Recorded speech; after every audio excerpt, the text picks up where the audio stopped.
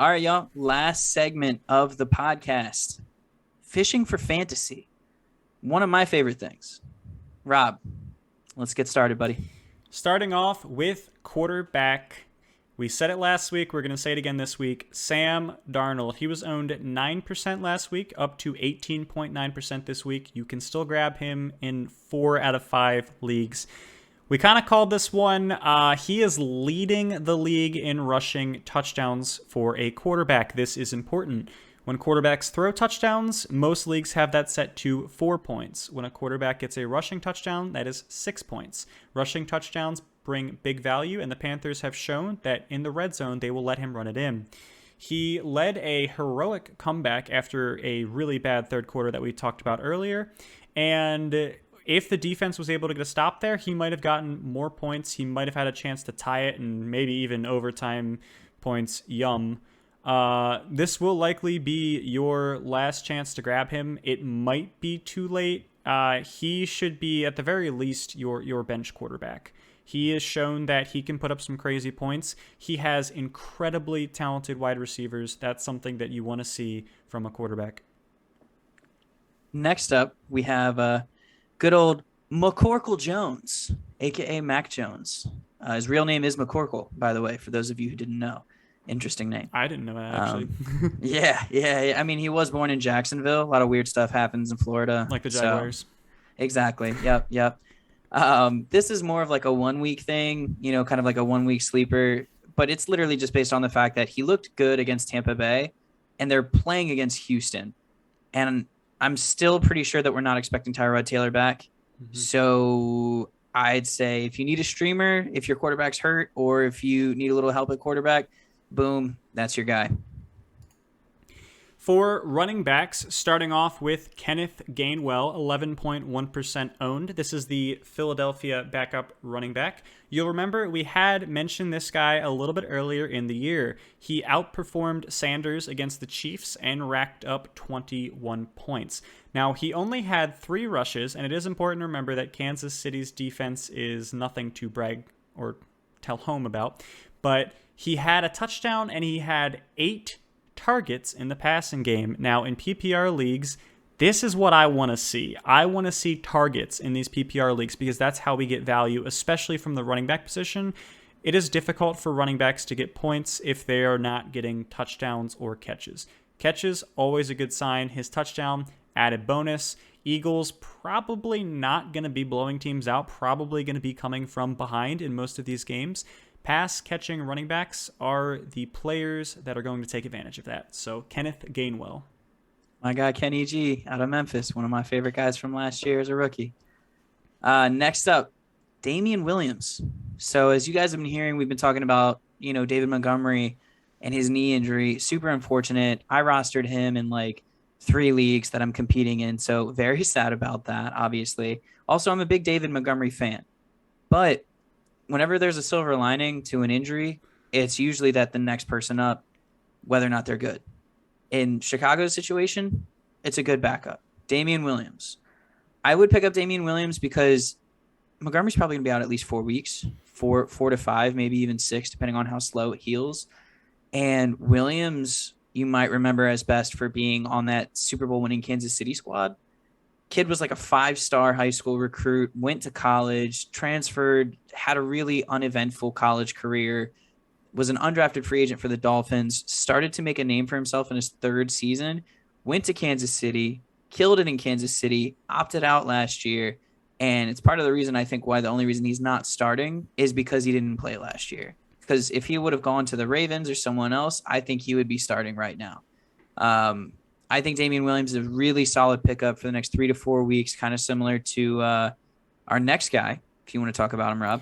Yeah, Chuba Hubbard, we talked about him last week. This is a stash on the bench just in case. He is only rostered in 64.6% of leagues, despite being Carolina's starter this week. Christian McCaffrey will be returning. His timetable is anywhere between this upcoming weekend to 3 weeks from now. We're not 100% sure yet. Chuba looks to have around a 10-point floor in PPR leagues in Christian McCaffrey's absence. That's pretty decent for a flex position, especially in deeper leagues. and he may have long-term value at the running back position depending on whether or not Christian McCaffrey can keep himself healthy.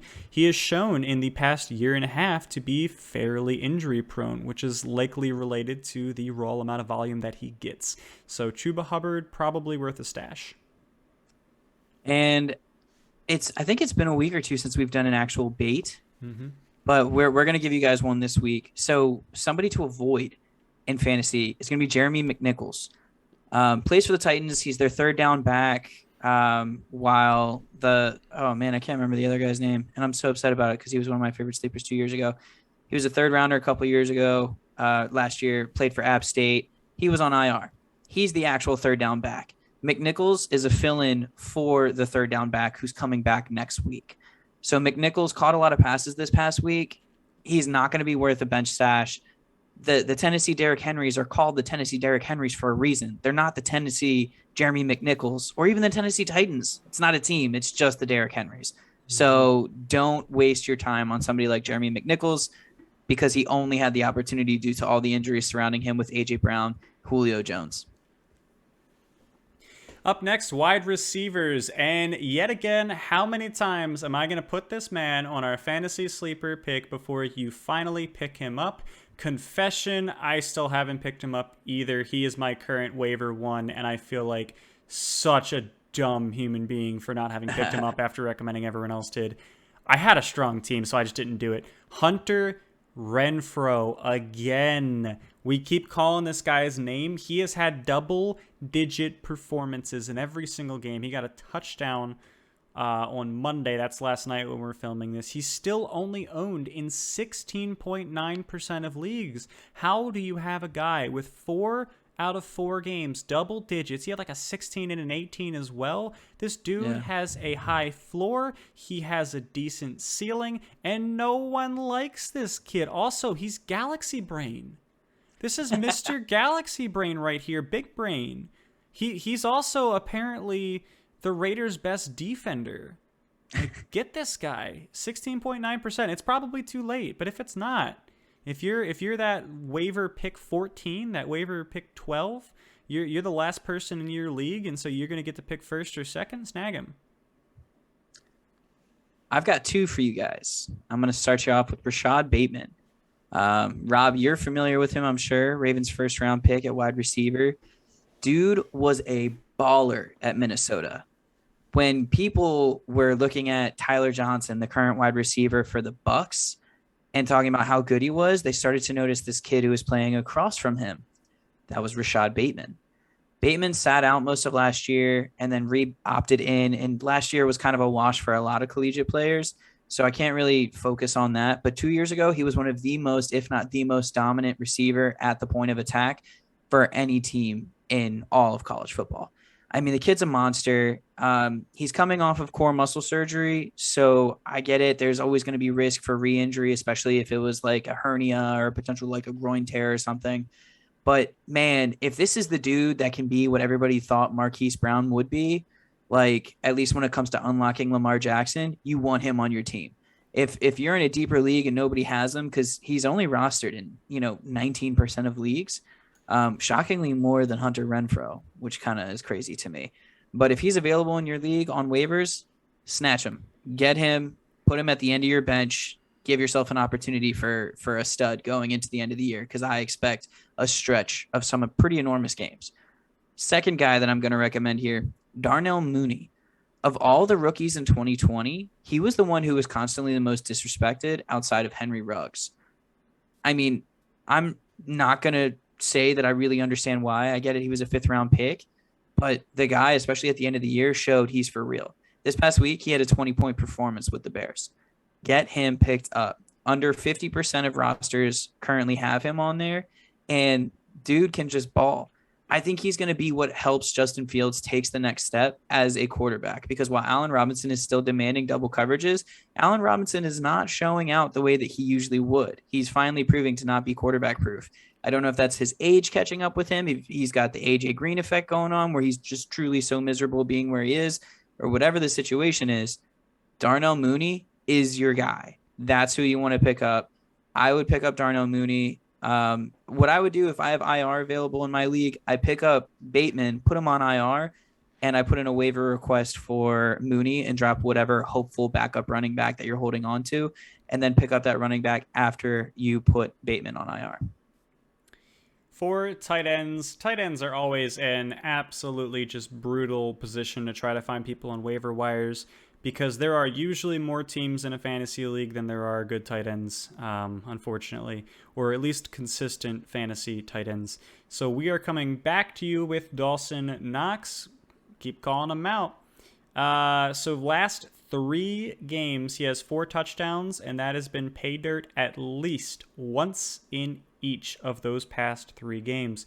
A tight end that gets a touchdown a game is a tight end that I want to start. So definitely worth a consideration if you are struggling at the tight end position, which like 50% of fantasy football teams just are. This guy might be worth it. Now, granted, the Bills are not going to be blowing teams out 35-0 and 40-0 every single week, but any player that shows this much potential on a high-power offense, good pickup. And finally, to close it out, defense. This week, we are calling up the Patriots defense if available. They are going up against the Houston Texans. You saw what happened last week. The Patriots are actually a pretty good defense with the rookie destroyer, Bill Belichick. How do you guys think Davis Mills is going to play against the Patriots? Any takers? What, 5 interceptions? 10? 15? Do you think he can set a record for most interceptions? Let's find out. I'm picking up the Patriots defense. If you guys have made it this far in the podcast, you're a real one. We had so much to talk about in week 4, so many different things. This podcast is probably going to be a little bit longer than our other ones. Thank you all so much for sticking it out. This was an extra spicy week. A lot of juice in this one. A lot of juice for sure. It's an interesting way to phrase it, but I like it. Thank you guys for sticking it out with us. I know so many of you reach out to me and like directly and talk about the podcast and you're like, wow, it's getting better. Or like, man, you got to relax. You sound miserable. You should just leave the Washington football team. But other than that, thank you guys. You can follow us on our socials. I know Rob's not super prominent on the socials, but you can follow me on the socials and I post about the podcast weekly. I'm also probably going to be starting up a podcast Twitter and a podcast TikTok just for some of the most fun, whether it's bloopers or little things. I already have an idea for my first TikTok that I want to post for us, something that Rob said that you guys will just have to follow TikTok in order to figure it out. We're really trying to target that 8 to 13 age demographic on TikTok. Yeah, we just want to grow our audience from child up. That way, all those kids can be like, "Well, I heard them say it, so it's got to be true." I also don't know any kid who sounds like that, but I'm not great with kids. We're building a generation of fantasy football warlords. We are. That way, when we're in a post-apocalyptic world, they'll look at us as their leaders. Cool. Thank you guys so much. Thank you guys. And we'll see you next week.